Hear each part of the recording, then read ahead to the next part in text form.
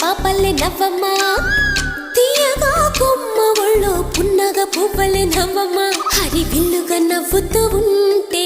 ఎండలో వెన్నెల కాయదా చిరు చల్లుగా నవ్వుతూ ఉంటే కొండైన భాగల్లే పొంగదా నూను మెత్తగా నవ్వుతూ ఉంటే ముల్లైన పువ్వల్ని తాకదా తొలి పొద్దుగా నవ్వుతూ ఉంటే రాయైన రత్నంగా మారదా హాయిగా అమ్మ ఒళ్ళో చిన్నారి పాపల్లే నవ్వమ్మ తీయగా కొమ్మ ఒళ్ళో పున్నగ పువ్వలే నవ్వమ్మ